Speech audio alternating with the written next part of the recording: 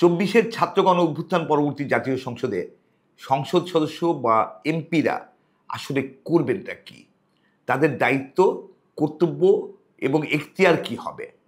আগের মতো নানা অপকর্মে জড়ালে তারা কি আগের মতোই সব ধরনের ধরাছোঁয়ার বাইরে থেকে যেতে পারবেন? একবার নির্বাচিত হলে পুরো নির্বাচনী এলাকা জুড়ে 5 বছরের জন্য কি তাদের জমিদারিত্ব কায়েম হবে? আমরা দেখছি যে জাতীয় ঐকমত্য কমিশনে এখন জাতীয় সংসদের গঠন এবং নির্বাচন পদ্ধতি নিয়ে আলোচনা চলছে। সংসদ এক কক্ষ বিশিষ্ট হবে না দ্বিকক্ষ বিশিষ্ট হবে, নারী আসন সংখ্যা 50 হবে না 100 হবে, সরাসরি ভোট নাকি পেয়ার পদ্ধতি, কিভাবে সংসদ সদস্যরা নির্বাচিত হবেন, এমনি নানা ইস্যু নিয়ে আলোচনা এখন চূড়ান্ত পর্যায়ে সিদ্ধান্ত গ্রহণের পর্যায়ে রয়েছে। আমরা ভিউজরুম মনে করি এসব বিষয়ে সিদ্ধান্ত নেওয়ার আগেই সিদ্ধান্ত নেওয়া উচিত সংসদ সদস্যদের ভূমিকা কি হবে, কীভাবে জাতীয় সংসদ হবে একটি কার্যকর আইনসভা। আমরা মনে করি জাতীয় সংসদ সদস্যদের ভূমিকা সরকার গঠন এবং সরকারের স্থায়িত্ব ও জবাবদিহিতা নিশ্চিত করা সহ বিভিন্ন কার্যক্রমের মধ্যে সীমিত রাখা উচিত। উন্নত গণতান্ত্রিক দেশগুলোর মতো আমাদের সংসদ সদস্যরাও আইন প্রণয়ন করবেন এবং আইনের যথাযথ বাস্তবায়ন হচ্ছে কিনা সেটা তদারকি এবং নিশ্চিত করবেন। আমরা দেখতে চাই আমাদের সংসদ সদস্যরা জাতীয়, আঞ্চলিক বা আন্তর্জাতিক বিভিন্ন ইস্যুতে সংসদীয় আলোচনা বা বিতর্কে অংশ নেবেন। তারা গুরুত্বপূর্ণ বিভিন্ন ইস্যুতে রাষ্ট্রের অবস্থান নির্ধারণ করবেন। জাতীয় বাজেট প্রণয়ন এবং তার কার্যকর বাস্তবায়ন নিশ্চিত করতে তারা ভূমিকা রাখবেন। দেশে আইনের শাসন যাতে কায়েম থাকে সেজন্য তারা তাদের কার্যকর ভূমিকা রাখবেন।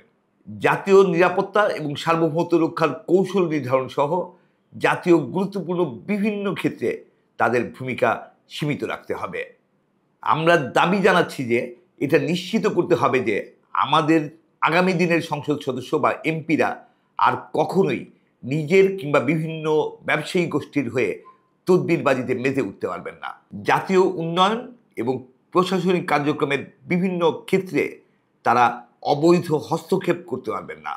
আমরা আগামী দিনে আমাদের সংসদ সদস্যদেরকে উন্নয়ন বরাদ্দ বা টেন্ডার বন্টন নিয়ে মেতে থাকতে দেখতে চাই না।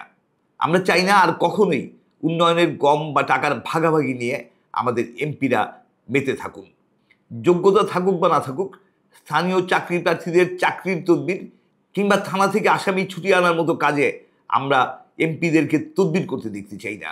স্থানীয় প্রশাসন ও পুলিশ এবং স্থানীয় সরকারের কার্যক্রমে এমপিদের অবৈধ হস্তক্ষেপ আমরা আর কখনোই দেখতে চাই না।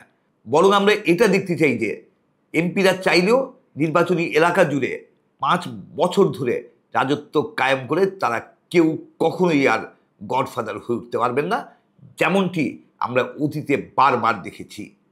আমরা ভিউজরুম মনে করি কার্যকর জাতীয় সংসদ গঠন করতে হলে সংবিধান, আইন এবং আচরণবিধির প্রয়োজনীয় সংশোধন করে সংসদ সদস্যদের ভূমিকা এবং এখতিয়ার নির্ধারণ করে দিতে হবে। নির্বাচিত হলেই 5 বছর ধরে তারা যাতে স্বেচ্ছাচারিতা করতে না পারেন সেটা নিশ্চিত করতে হবে। আর সেজন্যই তাদেরকে আনতে হবে জবাবদিহিতার আওতায়। অপকর্মে লিপ্ত হওয়ার প্রমাণ পাওয়া গেলে এমপি পদ স্থগিত বা বাতিল করার কঠোর বিধান আমরা দেখতে চাই। নির্বাচনী এলাকাগুলোতে নির্বাচিত এমপিদের 5 বছরের জমিদারিত্বের যে ব্যবস্থা আমরা এতদিন দেখে এসেছি, আমরা তার চির অবসান চাই।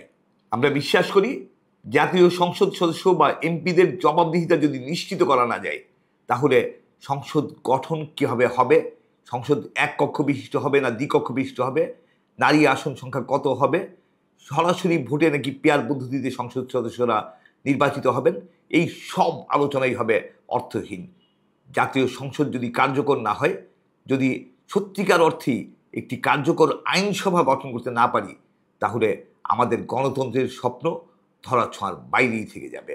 আমরা কার্যকর গণতন্ত্র চাই, আর সেজন্যই সংসদ সদস্যদের জবাবদিহিতা নিশ্চিত দেখতে চাই।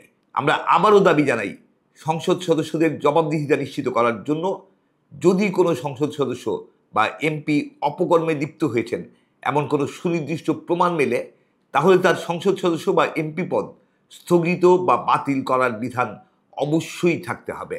এক্ষেত্রে কোনো ধরনের ছাড় দেওয়ার কোনো রকম কোনো সুযোগ নেই।